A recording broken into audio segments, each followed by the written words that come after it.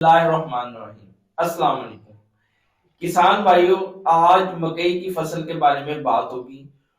बहारिया मकई की फसल का सीजन स्टार्ट हो चुका है और ये जो मौसम होता है इसमें मकई की एवरेज ज्यादा आती है। तो आज मकई के बीज बेसिकली डी कालिब बायर मोनसेंटो के सीड्स के बारे में बात होगी और हमारे साथ वसी तजर्बा रखने वाले किसान भाई मौजूद हैं।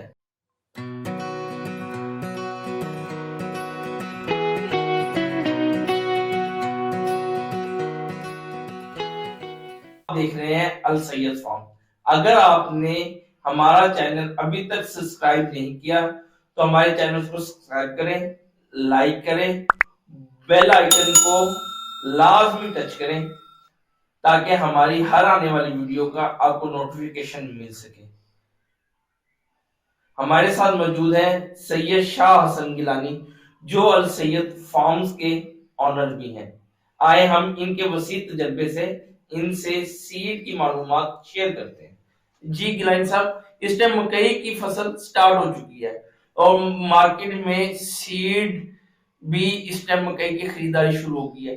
इस टाइम डी कालिब की कौन कौन सी अच्छी वैरायटीज हैं जो हमारे किसान भाइयों को आप रहनुमाई करें ताकि वो अच्छी पैदावार ले सके और अच्छा मुनाफा कमा सके। जो मोनसेंटो की वैरायटियां है ना, सबसे अच्छी वैरायटियां हैं। वो तो पिछले 2-3 साल में सिर्फ 2-3 ही है। अब उन्होंने 1-2 लाइंस दी है नई, जिसकी वजह से और भी 1-2 वैरायटी आ गई हैं। अब उनकी जो पिछला साल जो बहुत ज्यादा कद करने वाली वैरायटी थी वो थी 70-24। 70-24 वैरायटी अच्छी है, उसका मक्की का साइज भी अच्छा है, दाने की लंबाई भी अच्छी है, वजन भी अच्छा देती है।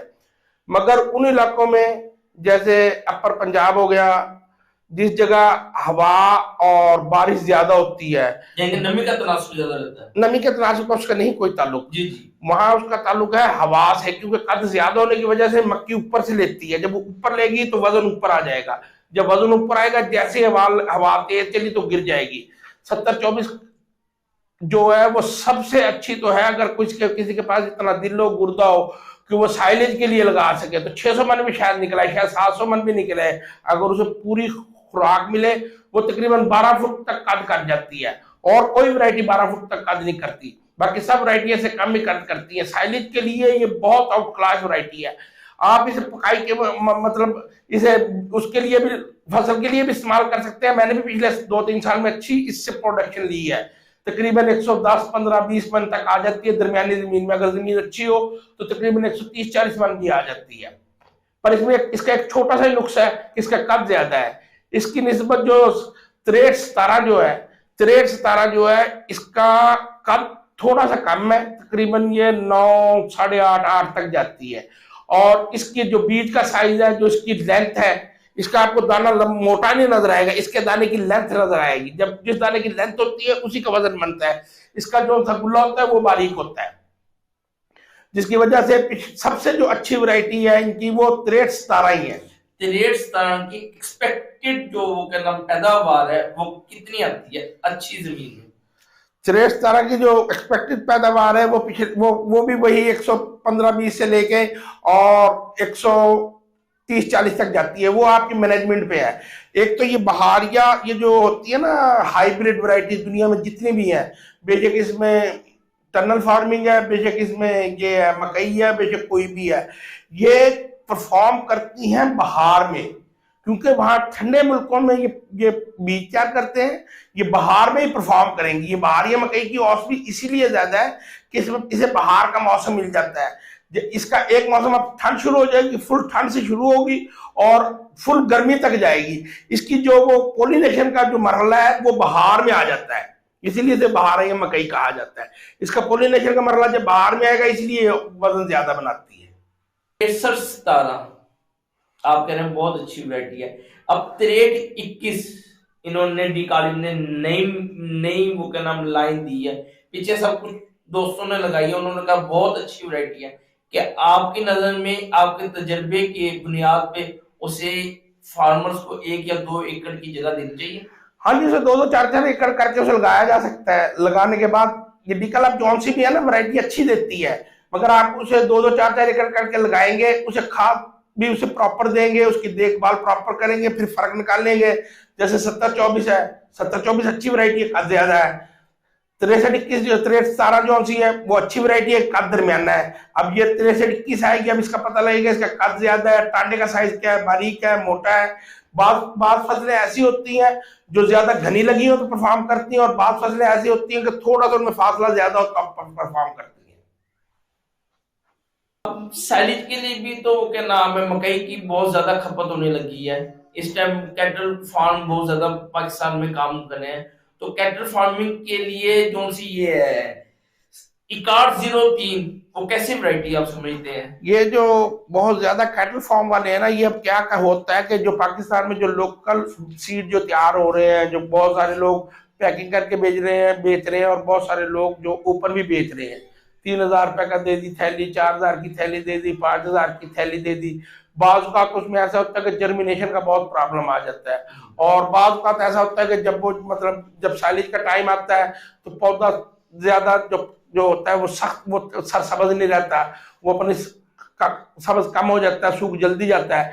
तो 61-03 और 67-24 जो है, अगर ये 2 वैरायटियां लगाई जाए तो ये जो सी है साइलेज के लिए वैरायटी अच्छी है। क्योंकि असल में हमारा काश्तकार क्या करता है, वो जो माल पाल वो कोशिश करता है कि मेरा खर्चा कम से कम आए, मगर ये देखिए कि अगर आपका 100 मन का भी साइलेज का फर्क पड़ गया तो सीड के पैसे तो कहीं से कहीं गए ना। हाँ, ये एक्सपेक्टेड तो 400-500 मन करते हैं ना, 600 मन तक। हाँ जी, जो सा आप हल्का बीज इस्तेमाल करेंगे वो 100 मन कम उतरेगा। 100 मन में वही आपका बीज का कितना फर्क होगा, बीज का फर्क तो 7-8 हजार का ही होगा ना। बाकी अखराजात जो लेबर है, अब तो जो इस टाइम वो क्या नाम है डॉलर की और पैसे की सूरत हाल है, उसमें भी वो क्या नाम रेट्स का इतना डिफरेंस नहीं रहा। हाँ जी, वो रेट का क्यों डिफरेंस रहेगा, क्योंकि पाकिस्तान में किसी चीज का कोई रेट होता ही नहीं है।